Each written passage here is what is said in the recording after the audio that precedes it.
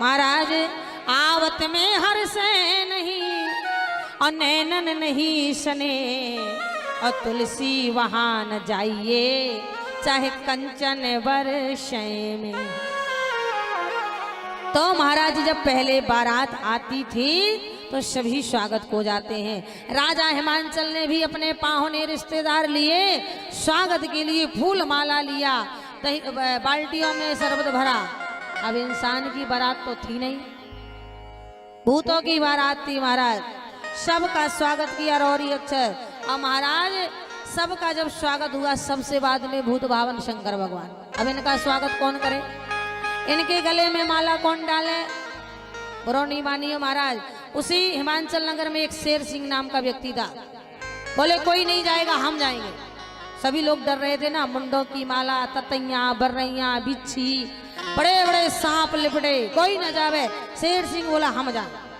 और जैसे ही शेर सिंह माला लेके भगवान शंकर का स्वागत करने गया, अब भगवान शंकर के गले में सांप थे, उन्होंने रुंडों की माला तो देखी थी, फूलों की माला नहीं देखी थी। ज्यों ही डालना चाहा, सांप ने फुसकार लगाई, सिर में बैठा, तो शेर सिंह ने अपने गले में माला डाली। और महाराज बाल्टियों का शरबत जिसे एक गिलास पकड़ा दिया जाए, पलट के देखे सो बाल्टी को पता नहीं, दिखाई कोई ना देवे, और देख शरबत पलट के देखा तो गिलासों को भी पता नहीं है, और देख दही। महाराज जितने भी गांव के थे सब भग गए, कोई नहीं बचा। जनवासे में भगवान की बारात ठहरा के, अब इंसान की बारात हो तो धैर्य रख ले। भूतों की बारात, भोले बाबा से बोले महाराज भोजन, भाई बाराती को तो भोजन चाहिए। अब पहली बार बारात में आए तो भोजन तो होना चाहिए।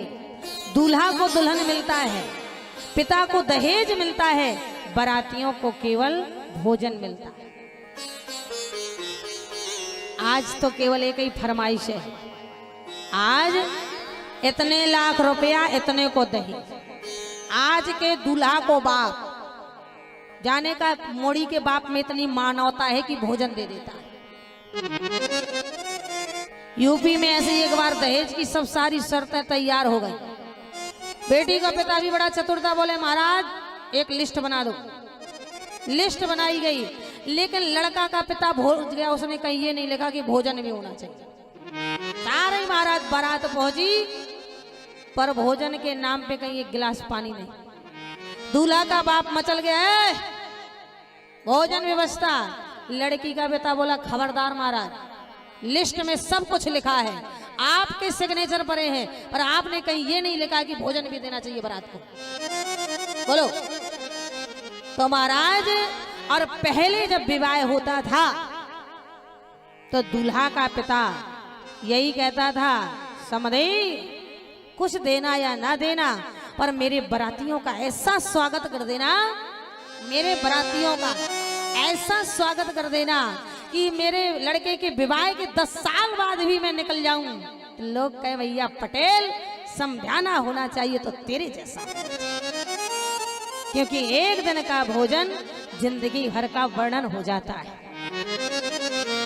और पहले एक ही शर्त कहा करता था दूल्हा का पिता, महाराज समधी से कहा करता था, समधी मैं तेरे दरवाजे में बारात लेके आऊंगा, तेरा मेरा रिश्ता तो सदियों तक रहेगा, दूल्हे का आना जाना रहेगा, पर बाराती केवल एक ही बार दरवाजे आते। तभी तो पहले कहा भी जाता था महाराज, जो घर भरे कुले हो अनूपा, जो घर भरे कुले हो अनूपा,